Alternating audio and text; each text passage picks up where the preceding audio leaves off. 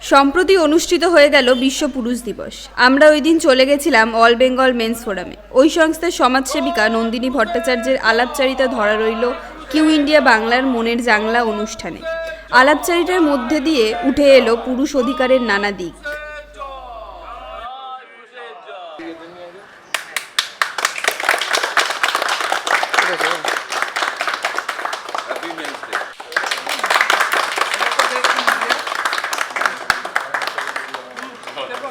সকাল থেকে কটা উইশ পেয়েছেন মেন্সটার? আজ থেকে 10-12টা তো অবশ্যই পেয়েছি। এছাড়া তো আমাদের এখানে সবাইকে আমরা উইশ করছি। মহিলাদের থেকে কি পেয়েছেন? অবশ্যই পেয়েছি, প্লাস মহিলাদের থেকে কেক কেটেছি, মহিলাদের দিয়ে কেক কেটেছি এবং কালকে আমার স্কুলে আমার সব ম্যাডামদের দিয়ে কেক কাটিয়েছি এবং ম্যাডামরা আমাদেরকে কেক খাইয়েছে। সিলভার লাইনিং সেটা হচ্ছে প্রচুর মেয়েরা এখন আমি দেখছি আমাদের সাপোর্ট করছে, এই আন্দোলনটাকে সাপোর্ট করছে, ফুললি আমরা সাপোর্ট করছি, যেটা হয়তো আজ থেকে 10 বছর আগে ছিল। তো সেই যে সাপোর্ট এখন খালি ছেলেরা না, মেয়েরাও আমাদের সাপোর্ট করছে।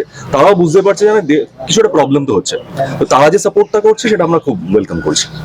আর পুরুষ অধিকার বিষয়টার জন্য পুরুষরা তো আছেই সাথে, তার জন্য মহিলাদের কতটা এগিয়ে আসা দরকার। এবং আমরা দেখেছি পুরুষ অধিকার করতে গিয়ে আমাদের যে বাড়ির মাসি বলুন, আমাদের যে দিদিরা আছে, বোনেরা আছে বলুন, সবাই আমাদের পাশে দাঁড়াচ্ছে এবং সবাই আমাদেরকে সাপোর্ট করছে। এবং যে আমরা ধরুন একটা অফিসের মধ্যে যে অফিস কালচার নিয়ে এসেছি, যে মহিলারাও যে অ্যাডভান্টেজগুলো নিচ্ছে, সেই অ্যাডভান্টেজ থেকে আস্তে আস্তে তারাও বলছে না, আইনটা সবার জন্য সমান হওয়া উচিত। যেই মানসিকতার ব্যাপার, আমরা অধিকাংশ ক্ষেত্রেই মনের দিক থেকে অনেকখানি পিছিয়ে পড়ি এরকম একটা ভিকটিম হয়ে গেলে। তো সেই জায়গাটাকে নিজেকে রিকভার করতে হয় এবং সেটারই সবচেয়ে বড় সাপোর্ট পাওয়া যায় এখান থেকে। দেখুন, পুরুষ মহিলা সবাই যখন সে মনের দিক থেকে খুব খারাপ পরিস্থিতি থাকে, তখন সে অনেক ভুল ডিসিশনও নেয় এবং ভুল কাজ অনেক সময় করে ফেলে। তো সেই জায়গাটা থেকে সবথেকে নিজেকে ভালো জায়গাতে আনতে হবে, তখনই সে ভালো ঠিক চিন্তা করে তার পরের স্টেপগুলো নিতে পারে। আমাকে তো ম্যাক্সিমাম লোক জিজ্ঞেস করে এটা কিসের ব্যাচ। আমি তো বলি যে আমাদের এই মেন্স ফোরাম কি, এখনো অনেকে হয়তো জানেন না। আমরা সেটাকে বলি যে আমরা এই জিনিসগুলো নিয়ে কাজ করছি। তবে সব থেকে বড় কথা কি, আজকে একটা উইমেন্স ডে হলে মহিলাদের নিয়ে হাজার একটা কবিতা, অ্যাড বিভিন্ন ধরনের হয়। সেই তুলনায় আমাদেরকে নিয়ে এখনো সেইভাবে কিছু হচ্ছে না। আগামী 10 বছর পর এটা হবে, এটাও আশা করছি। সচেতন হতে হবে প্রত্যেকটা পুরুষকে, যে কোনো একটা মহিলা বলো রাস্তায় কোনো একটা ছেলেকে দেখো, ওই ছেলেটা আমাকে শ্লীলতাহানি করেছে বা কিছু টোন্টিস করেছে, আগে মেয়েটার পক্ষ হয়ে ছেলেটাকে না কিছু বলে আগে ছেলেটার কাছ থেকে শুনে যে আদৌ জিনিসটা সত্যি কিনা। এই মানসিকতাটা কিন্তু ছেলেদের মধ্যে থেকে আরও অনেক পাল্টাতে হবে। তাহলে গিয়ে কিন্তু সমান অধিকার যে ব্যাপারটা, সেটা নিয়ে যে আমরা যে লড়াইটা করছি, তাহলে গিয়ে জিনিসটা ফ্রুটফুল হবে। নমস্কার, মনের জানলা অনুষ্ঠানে আপনাদের সকলের কাছে আমরা নিয়ে চলে এসেছি নন্দিনী ম্যাডামকে। তো ম্যাডামের পরিচয় দেওয়া আলাদা করে কোনো প্রয়োজন নেই, আপনারা সবাই জানেন। যেখানে পুরুষের অধিকার বা পুরুষের রক্ষা বা সামাজিক রক্ষার কথা আসে, তখন নন্দিনী ম্যাডামের কথা সবার প্রথমে আমাদের মনে আসে আর কি। তো ম্যাডাম নমস্কার। নমস্কার, অনেক ধন্যবাদ আমাদের আজকে সময় দেওয়ার জন্য। তো আমরা আজকে আলোচনাটা এই পর্যায়ে রাখবো যে এই দীর্ঘদিনের আপনি যে যুদ্ধের মধ্যে দিয়ে যাচ্ছেন আর কি, এই যুদ্ধটা শুরু কোথা থেকে? সবার আগে আমি আপনাদের সমস্ত যারা দর্শক শ্রোতা রয়েছেন সবাইকে আজকে বিশ্ব পুরুষ দিবসের শুভেচ্ছা জানাতে চাই। এরকম একটা দিনে আপনাদের সঙ্গে কথা বলতে পারছি, এটা একটা বড় পাওয়া। একদম এটাই। তো চলা তো জানেন সবাই, যারা হয়তো আমাকে শোনেন তারা জানেন 2017 থেকে এই পথ চলার শুরু। আজকে 2023, অনেকদিন হয়ে গেল। আমি আক্ষরিক অর্থেই বলি মাথার চুল পেকে এলো আর কি এই কাজ করতে গিয়ে। অনেকদিন হলো ডেফিনেটলি, তো আরো অনেকদিন নিশ্চয়ই চলতে হবে। Miles to go before we sleep, definitely আরো অনেক পথ চলতে হবে। এই যে কন্টিনিউ যে প্রোগ্রামটা আপনি চালিয়ে যাচ্ছেন, যে মানুষের যে সেবা করে যাচ্ছেন, এটা সেবার মধ্যেই পর্যায়ে চলে ব্যাপারটা। তো এই জায়গায় সামাজিক দিক থেকে আপনার কোনো রকমের কোনো সাপোর্ট পাওয়া বা কোনো জায়গা থেকে যে মানুষের কাছে অবহেলিত হওয়া, এই জায়গাগুলো? ঠিক উল্টোটাই, এত সাপোর্ট পেয়েছি, যদি না পেতাম বা পেয়ে চলেছি, না হলে কি আজকে এখানে পৌঁছানো সম্ভব হতো? সমাজের আপামর সাধারণ মানুষের তো বটেই, এবং তার মধ্যে কিন্তু নারীরা একটা অনেক বড় অংশ। অনেকেই আমায় মনে করেন যে আপনাকে নিশ্চয়ই মেয়েরা দেখলেই ঢিল মারে, গালাগাল করে। একদমই ঠিক উল্টোটা। মেয়েরা আমাকে এত সাপোর্ট করে চলেছেন। হ্যাঁ, নিশ্চয়ই একটা স্ত্রী তো থাকবেনই যারা এগুলো বলবেন। তার মধ্যে পুরুষের সংখ্যা কিন্তু নেহাত কম না, অনেক পুরুষ আছেন যারা সবসময় নারীদের জন্য গলা ফাটাচ্ছেন। তারা ঠিক পুরুষের সমূহ বিপদটা বুঝতে পারেন না, তো তারাও বহু আছেন যারা আমাকে একেবারেই পছন্দ করেন না। তো সে যাকে অন্য কথা, একটা কাজ করতে গেলে কি হয় বলুন তো, যতক্ষণ তার বিরুদ্ধ মত না তৈরি হবে, আপনাকে লোকে খানিকটা গালাগাল না করবে, আপনি কিন্তু বুঝতে পারবেন না যে আপনি ঠিক পথে আছেন। সবাই আপনাকে খালি যে হুজুর ইয়েস বস করতে থাকলে আপনি তো ঠিক বুঝবেন না যে আপনি কোথায় দাঁড়িয়ে আছেন। মনে হবে একটা সময় না আপনার গিয়ে মনে হবে আপনি ভীষণ একটা, বলে না, হঠাৎ আপনার মনে হবে যে আপনি বস, আপনি ঈশ্বর, আপনি সব। এরকম নয়, আমি সাধারণ মানুষ, দোষে গুণে আমারও ভুল অনেক আছে, ভুল হয় সেগুলো। আমি না অনেক সময় সব কমেন্টস পড়তে থাকি যে কি বলছেন লোকে, খারাপ কমেন্টস গুলো না পড়ে ভাবি যে আচ্ছা তাহলে সত্যি এই কথাগুলো অনেক সময় হয়তো আমার বলা ঠিক হয়নি, এগুলো হয়তো ঠিক না, এগুলো আমার একটু চেঞ্জ করা উচিত নিজে। অবশ্যই নিজেকেও অনেকটা, আমি আমার নিজের পুরোনো ইন্টারভিউ দেখি যে আমার বাচন ভঙ্গি কোনটায় ঠিক ছিল না, হয়তো সেটা থেকে একটু অন্যরকম হলে ভালো। আমি খুব আত্মসমালোচনায় বিশ্বাস করি এবং সবসময় সেটাতেই যাই। কিন্তু সাপোর্ট, তার কথা বলে শেষ করা যাবে না। সে যদি বলেন মিডিয়া, সে যদি বলেন পুলিশ, সে যদি বলেন আইনজীবীরা, সে যদি বলেন সাধারণ মানুষ, সবাই এত সাপোর্ট করেছেন, আমার পরিবার, সবকিছুই। সেই সাপোর্ট না পেলে আজকে এখানে থাকা সম্ভব হতো। এবং সবচেয়ে বড় হচ্ছে যে আমার এই অল বেঙ্গল মেন্স ফোরামের যত ভাইয়েরা রয়েছেন, তাদের পরিবারবর্গ, সেই সদস্যরা, ওরা যদি না থাকতো কিচ্ছু হতো না। মানে আগের যে জীবনটা আপনার ছিল আর কি, সেই জায়গাটা থেকে না না, আমার জীবন এরকমই ছিল। আমি কোনো সময় খুব আগের জীবন মিস করা, আগে গানও গাইতাম প্রচুর, এখন ছেলেদের নিয়ে গানের দল তৈরি হচ্ছে। এই প্রশ্নটা আসছিল আর কি, তাদেরও আমাদের গানের আগামীকালও গান প্রোগ্রাম বাজনার যে বিষয়গুলো। প্রচুর গান গাই আমরা, সারা পুজো জুড়ে গান গেয়েছি, আগামীকালও অনুষ্ঠান আছে। বরং এখন ছেড়ে দিই আমরা প্রোগ্রাম, কারণ ওরা তো সব অনেক অন্যান্য মানে প্রফেশনে সেটেলড, সবসময় সময় দিতে পারি না। কারণ সেই সন্ধ্যেবেলাগুলো সবসময় যে পাওয়া যাবে ওদেরকে, আদারওয়াইজ আমরা তো খুব জমিয়ে গান গাওয়া যাকে বলে না, প্রচুর সারা পুজো জুড়ে অনুষ্ঠান করেছি। এই মানে আগামীকাল আবার জগদ্ধাত্রী পুজো উপলক্ষে অনুষ্ঠান আছে, কাজে গান টান প্রচুর। এখানে রিহার্সাল চলতে থাকে, আপনারা এখানে এসেই দেখছেন, সব হারমোনিয়াম, একদম guitar, synthesiser, everything is there. প্রচুর রিহার্সাল চলে। আসেন শ্রী টোটন কুমার আছেন সঙ্গীত শিল্পী, আমারও মাস্টারমশাই ছিলেন, উনি এখন ওদের শেখাতে আসেন এখানে। এটা হই হই রই রই ব্যাপার চলে, মানে রিহার্সাল চলে শনি রবিবার জুড়ে। কাজে বাদ জীবন থেকে প্রায় কিছুই যায়নি। আগে হ্যাঁ একটাই ছিল, আগে অনেক সময় রাজনৈতিক বিশ্লেষক হিসেবে টিভিতে বসতাম, সেইটা এখন একেবারেই আর বসি না, কারণ সেটা আর মানায় না আমার এই কাজের সঙ্গে। মিস্টিস কিছু করি না, আগের জীবনও যেমন এনজয় করেছি, এই জীবনটা তো অত্যন্ত মানে ভালোবাসছি, এই জীবনটাকে মানুষের কাজে লাগতে পারছি, এর থেকে বড় আর কি আছে। সেই অর্থে হয়তো পুরুষদের কথা বা পুরুষদের কণ্ঠস্বর সেইভাবে হয়তো পৌঁছায় না বলেই হয়তো মনে হচ্ছে। সেই জায়গায় দাঁড়িয়ে আপনার কিছু মতামত? না না, এখন তো পৌঁছচ্ছে না, একদম বলবো না, পৌঁছচ্ছে, অনেক জায়গায় পৌঁছচ্ছে।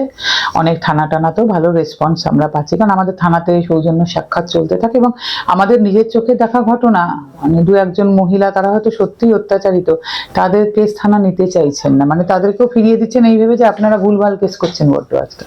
তাই বলে কি পুরুষদের কোথাও ভুলভাল ইয়ে করা হচ্ছে না, প্রচুর জায়গাতেই হচ্ছে, কিন্তু পাশাপাশি এই চিত্রটাও আছে যে পুরুষদের সহানুভূতির সঙ্গেও দেখা হচ্ছে। কারণ সবটাই নেগেটিভ না দেখতে, আমি অভ্যস্ত নই। গ্লাসের অর্ধেকটা আমি ভর্তি দেখতেই ভালোবাসি, যদি অর্ধেকটা খালি দেখতে শুরু করি তার কোনো শেষ নেই। বহু কোর্টে বহু আইনজীবীরা আমাদের ছেলেদের জন্য জীবন লড়িয়ে দিচ্ছেন, তার মধ্যে মহিলা আইনজীবীও আছেন। কাজে আমি সবসময় এভাবেই দেখতে অভ্যস্ত। আজকে যেই মানে যে স্বাধীনতার ব্যাপারটা আসে আর কি, যখন যে মহিলা স্বাধীনতা, এই সমান, আমরা প্রত্যেকেই সমান যে কথাটা আসে যে কোনো ক্ষেত্রে আর কি, এই যে জায়গায় যে সংরক্ষণের যখন কথাটা আসে আর কি, তাদের সেই সংরক্ষণ, সেটাকে আপনি কি চোখে দেখছেন? না না, আমার কথা স্বাধীনতা সাম্যর সঙ্গে আবার সংরক্ষণ কেন, এটা তো মহিলাদের নিজেদের প্রতিবাদ করা উচিত। যে আপনারা একপাশে স্বাধীনতা চাইছেন, সাম্য চাইছেন, আপনারাই প্রতিবাদ করুন যে আমরা কেন এত ভিক্ষা নেব, আমরা কেন এত সংরক্ষণ নেব, আমরা তো কেপেবল। আমার কাছে সবচেয়ে বড় কথা, আজকের ভারতবর্ষের নারী খুব কেপেবল। হ্যাঁ, বহু জায়গায় বহু নারী আজও অত্যাচারিত, রিমোট গ্রামে সব জায়গায় সব হয়নি, কিন্তু যেই নারীরাই সুবিধা নিয়ে যাচ্ছেন তারা কিন্তু কেউ ওই নারীরা না, ওনারা কিন্তু আজও কিছু পান না। তাহলে এই নারীদের তো বলা উচিত, এবং তারা তো সত্যিই কেপেবল আজকের নারী, তো তারা কেন সংরক্ষণে গিয়ে নিজেদের এত ছোট করছেন, এটাই বুঝতে পারি না। এই ভিক্ষার দান, আর সবচেয়ে বড় কথাই যে ওনারা যারা ভাবছেন না আইন প্রণেতা হন বা যাই হোক, এই যে মেয়েদের দিচ্ছি, কেন মেয়েদের তো এভাবে দেওয়ার কথা ছিল না, মেয়েদের তো পাওয়ার কথাই ছিল সবকিছু, দিচ্ছি এরকম করে। সেটা মানে ওটা প্রিটেন্ড করা হচ্ছে যে আমরা ওনাদের মানে যেন দয়া করছেন না, এরকম তো কথা ছিল না, এরকম তো কথা না। একদমই তাই। মানে এই সাম্যটা যখন বজায় হবে আর কি, মানে আপনার কি মনে হয় যে সমাজে সেই সাম্যতা বজায় আসবে বা আশা তো রাখি, না হলে আর এত বড় লড়াই আমরা করছি কেন, সবই তো তাহলে বৃথা। কিন্তু সময় লাগবে, বারবার বলছি। আসলে আমাদের এখানে না অভ্যস্ত করানো হয়েছে সবাইকে যে পুরুষের কাছে সব আছে, নারীর কিছু নেই। আজও যে কোনো আলোচনা এভাবেই শুরু হয়, কিন্তু ঘটনা তো ঠিক তাই নয়। স্বাধীনতা উত্তর 75 বছর যে পুরুষ মানুষ কিছুই পাননি, তো সেইটা না কারোর কাছে ঠিক ক্লিয়ার নয়, আসল চিত্রটা বলবো ক্লিয়ার নয়। পুরুষের জন্য যে কিছুই নেই, সে শিক্ষায় হোক, স্বাস্থ্যে হোক, সংস্কৃতিতে হোক, আইনে হোক, সামাজিকভাবে হোক, সেটা পুরুষের নিজের কাছেই ক্লিয়ার নয়। পুরুষ সবসময় ভেবে এসেছেন যে পুরুষ বিপদে পড়েননি, আমরা সবসময় বলি যে পুরুষ থানা বা কোর্ট একবার যাননি না, তিনি তার আগে কিন্তু নারীবাদী। আর যে পুরুষের কন্যা সন্তান আছে বিশেষ করে, তারা খুব নারীবাদী, তারা ভাবেন মেয়েদের জন্য সব হওয়া দরকার। কিন্তু যখন নিজের জীবনের একটা ঘটনা ঘটে তখন তিনি আসল প্রবলেমটা বুঝতে পারেন। তো পুরুষ নিজেই জানেন না যে তার জন্য কিছু নেই, এইখানে সব গন্ডগোলটা। পুরুষকে নিজেকে জানতে হবে যে আমার কিছু নেই। আর সবচাইতে পুরুষকে এবছর যেটা শেখাতে চাইছি, এই পুরুষতান্ত্রিক সমাজ বলে যে কথাটা বলা হয়, তার সবচেয়ে বড় শিকার আপনি নিজে, আপনি ভিকটিম। মানে আপনাকে ছোটবেলা থেকে তো শেখানো হয়েছে আপনি কাঁদতে পারবেন না, কথা বলতে পারবেন না, নিজের কথা বলা আপনার লজ্জা, নিজের আপনি কিছু চাইতে পারবেন না। তো এই জায়গা করতে গিয়ে আপনি ভিকটিম হয়ে গেছেন। আর পুরুষ মানুষকে কিন্তু কেউ পুরুষ সিংহ হতে বলছে না, বলছে আপনি একজন নর্মাল পুরুষ মানুষ হিসেবে, যেরকম অনেকটা আমাদের দাদুরা ছিলেন, আমাদের বাবারাও সেই সময়টা ছিলেন, নর্মাল পুরুষ হিসেবে নিজের ডিগনিটি নিয়ে, নিজের অধিকার নিয়ে বাঁচার চেষ্টা করুন। আপনার সার্টেন কতগুলো মানুষ হিসেবেও আপনার কতগুলো অধিকার প্রাপ্য হয়, সেগুলো নিয়ে বাঁচার চেষ্টা করুন। তারপরে আইনের সমান অধিকারের লড়াই তো আমরা করছি, আমরা করবো, তার আগে আপনারা না নিজেদের ডিগনিটিটা ঠিক করুন।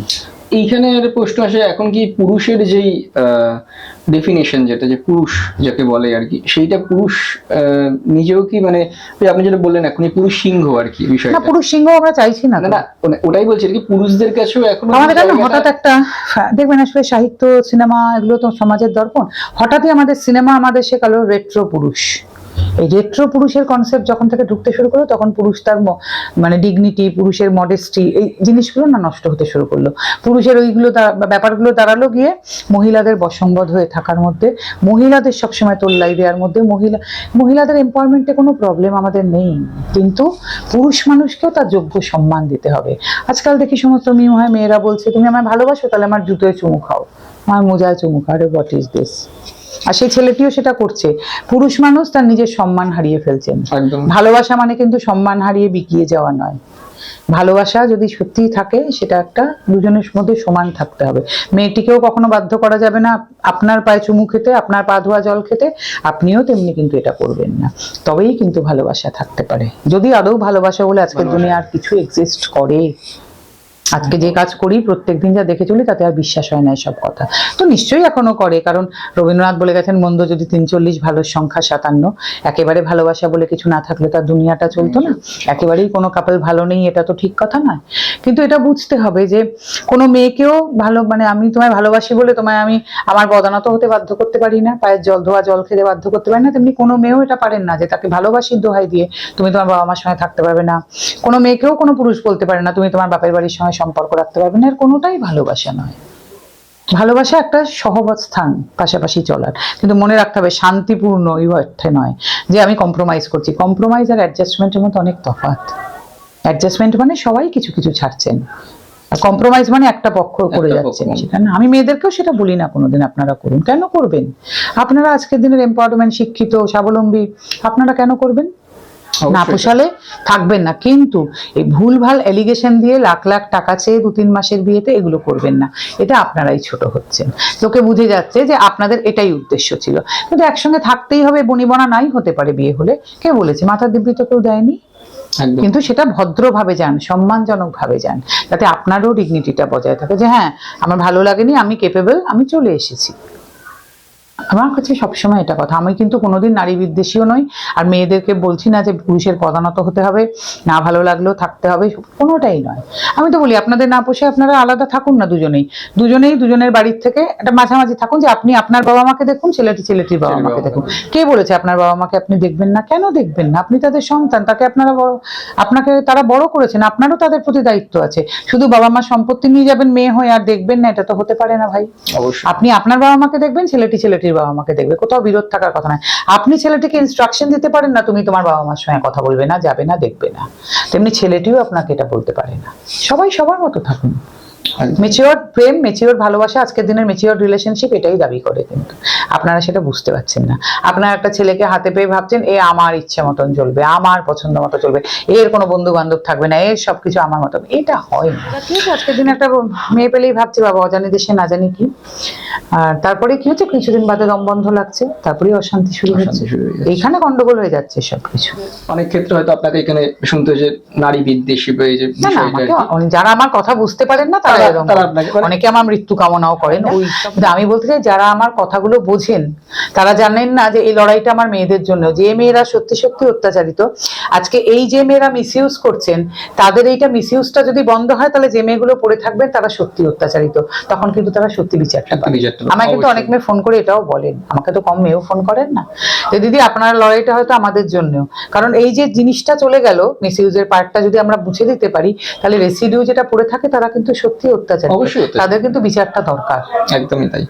আর তাছাড়া একটা ক্ষেত্রে তো মনে হয় যে একটা পুরুষকে যখন তার সমান অধিকার দেওয়া হচ্ছে তখন একটা সংসারকেও সমান অধিকার দেওয়া আরেকটা কথা বুঝুন, সেদিন আপনারাও প্রেস কনফারেন্সে ছিলেন, একটি পুরুষ এই যে সুইসাইড, সেদিন তো আমাদের সুইসাইডটাই ছিল মেন, আপনারা নিজের চোখে দেখেছেন যে মায়েরা, বোনেরা, দিদিরা, স্ত্রীরা এসে কিভাবে কাঁদছেন, তাহলে কতগুলো নারী বলুন তো ডিপ্রাইভ, কতগুলো নারী অত্যাচারিত এই একজন পুরুষ এভাবে অত্যাচারিত হওয়ার কারণে।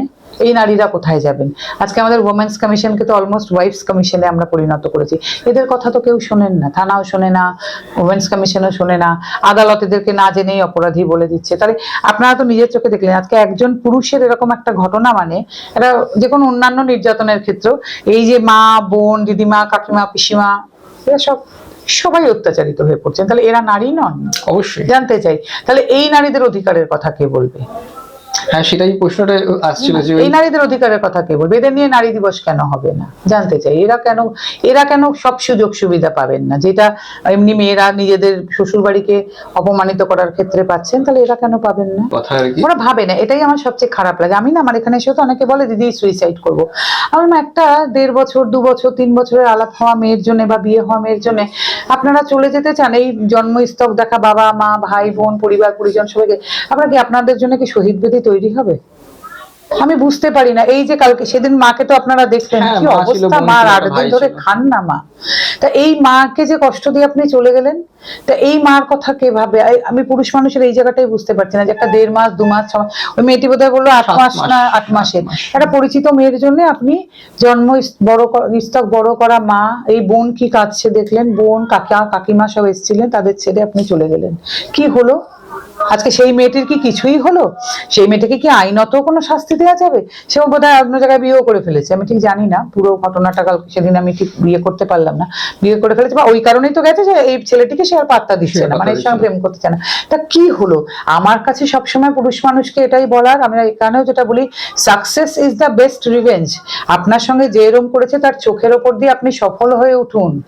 চাই কি আপনি অন্য মেয়ে নিয়ে ঘুরে বেড়ান, সেটা আপনার অন্য বিষয়, আমি সেটাতে বলবো না কিছু, কিন্তু আপনি সফল হয়ে উঠুন। আপনার সফলতা আজকে মোহাম্মদ শামী কিন্তু সেটা প্রমাণ করে দিলেন। অবশ্যই একদমই তাই। মোহাম্মদ শামী আমি মনে করি ভারতবর্ষ যারা ব্যর্থ পুরুষের প্রতিনিধি হয়ে উঠলেন।